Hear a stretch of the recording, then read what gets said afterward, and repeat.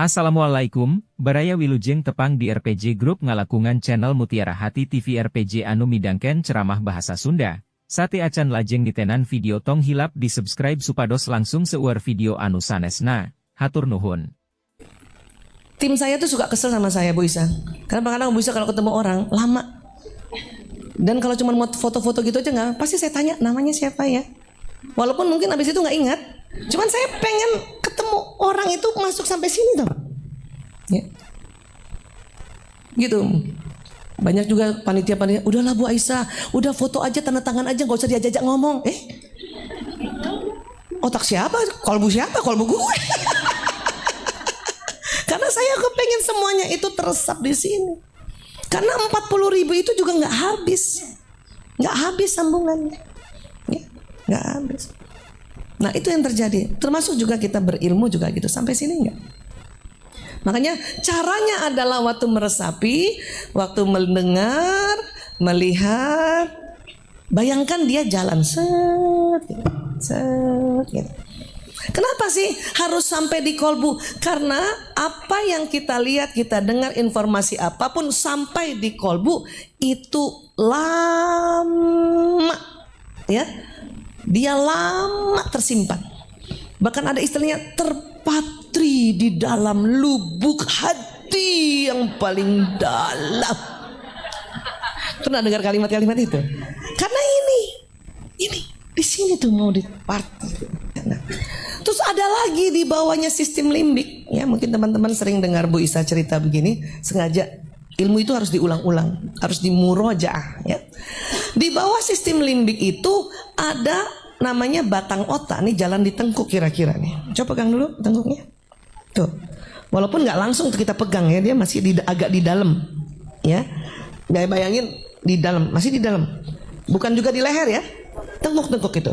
Jadi antara hidung mata itu, ya, ke situ tuh ada namanya otak reptil. Ibu-ibu kalau saya bilang reptil yang kebayang binatang apa? Bener, buaya bener. Apa lagi? Ular bener. Apa lagi? Komodo bener. Cicak. Cicak reptil ya. Makanya kalau kita dikit-dikit kayak buaya, itu masuk akal. Karena ada otak buayanya. Dikit-dikit kita kayak ular, mendesis. Dikit-dikit kita kayak kobra mau matuk, bisa. Karena memang ada otak reptilnya. Ngapain ya? Misalnya gitu ya, orang-orang gitu. Ilmuwan kan sering gitu, suka. Misalnya kalau meneliti ya dulu ya, ini kan udah lama sebenarnya penelitiannya. Ilmuwan tuh suka, oh my god gitu ya. Why? Gitu. Terus mereka minta petunjuk lagi. Kenapa Tuhan bikin otak reptil? Terus dicari lagi. Oh, ternyata otak reptil ini otak yang menyelamatkan kita dalam kondisi bahaya, darurat. Ya. Kenapa? Karena pada saat bahaya, darurat, semua fungsi otak off kecuali otak reptil. Supaya apa? Supaya badan manusia hanya dua pilihannya. Nah, ada istilahnya fight or flight, serang atau lari. Nah itu, serang atau lari. Ya. Tiba-tiba teman-teman di jalan ketemu begal atau ketemu rampok atau copet, ya, semua otak ilmu tuh ditutup dulu sama Allah. Karena untuk penyelamatan, serang atau lari. Maka kadang-kadang ibu-ibu tuh, ya, pernah cerita sama Bu Isa begini. Ya Allah Bu Dokter, kemarin hampir kecopetan saya di bus katanya. Terus nggak tahu kenapa aku punya keberanian tak tempeleng tuh copet. Karena fight. Karena copetnya di depan. Pak gitu. Padahal nih ibu rajin talim. Tapi otak ilmu berhenti dulu. Ya, itulah ya adilnya Allah. Coba pas ibu mau dicopet, ibu pakai otak taklim ibu. Kasihan. Barangkali dia sudah 3 hari nggak makan. Gimana dong? Ya, barangkali dia habis dipecat. Kan kalau kita pakai otak taklim kan gitu. biarlah aku infakkan semua isi dompet ini. Ternyata nggak gitu. Dalam keadaan darurat malah Allah off-kan itu semua. Otak reptil yang bekerja untuk fight or flight dulu gitu. Ya, selamatin dulu. Maka nggak heran kadang-kadang orang sering ya dapat kabar dibegal, dia mempertahankan dirinya, mati-matian dia bunuh begal itu. Tapi kadang-kadang ya yang ditangkap yang ini tadi yang mau dibegal nih. Astagfirullahaladzim, itu makanya susah juga ya. Teman-teman masih ingat gak waktu masih SD gitu? Ya, pengalaman-pengalaman SD paling ingat apa teman-teman? Ibu-ibu, apa sahabat-sahabat? Hah? Main karet. Insya Allah. Sama kayaknya umur kita ya Bu ya. Main karet.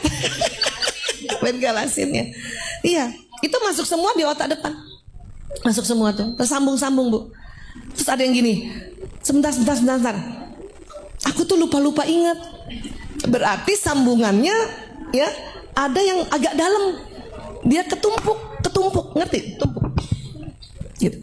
Paham ya? Nah, tapi pada saat sujud, ini kan udah tersambung nih. Pada saat sujud, darah mengarah ke otak ilmu. Pembuluh darahnya udah ada situ. Bayangin selang air. Pembuluh darah itu kayak selang air. Sudah Allah pasang di situ. Tapi baru darah yang dari jantung masuk ke situ deras ya saya katakan ya, bukan yang sekali-sekali memang masuk pada saat kita berdiri atau duduk, tapi deras pada saat sujud. Itu lagi diminta kita waktu sujud, waktu sholat, tumanina, pelan-pelan nikmati. Dan rasakan darah kita ini yang dari jantung mengalir ke otak ilmu kita ini. Dan berharap ya Allah, mohon ya Allah berikan keberkahan ilmu ini ya Allah. Ridhoi semua ilmu-ilmu baik ya Allah. Bahkan kreativitas kita akan muncul tuh setelah itu. Karena ilmu kan banyak ya.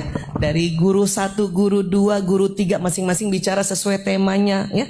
Tetapi kemampuan kita menjalin ya, merakit atau mengumpulkan puzzle-puzzle ilmu ini harus minta petunjuk Allah. Apalagi pada saat sujud karena darah mengalir gitu. Sampai situ luar biasa ya. Iya. Baik, sekarang yang mana sih otak emosi Bu Aisyah? Di tengah. Ya, kita buka dulu ya. Nih otak dibelah nih Bu. Nah, otak dibelah. Nanti di dalamnya itu ada otak emosi. Saya berhentiin ya. Tapi yang mana Bu Aisyah? Ini dia yang otak emosi itu yang ini nih, yang di atas ini, yang ini nih. Ya mudah-mudahan yang di YouTube bisa kelihatan juga. Ini otak emosi kita. Otak emosi kita persis di tengah otak,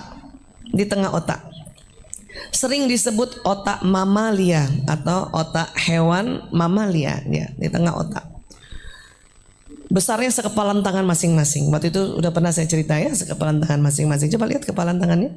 Nah, segitu otak emosinya. Coba bandingkan sama temennya, gedean siapa? Oh, gedean Bu Isa daripada Bu Vera.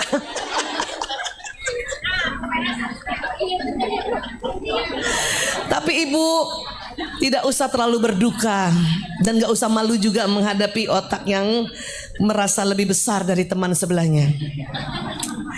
Karena yang membuat besar tangan kita itu bukan emosinya tetapi kolesterolnya. Jadi sabar, tenang aja. Ya, yang pasti Bu Isa mau bilang bahwa di tengah otak manusia itu Allah ciptakan otak emosi. Dan sangat wajar dikala kita sedih, sangat lazim dikala kita dalam kondisi emosi-emosi yang rasanya kok negatif ya gitu.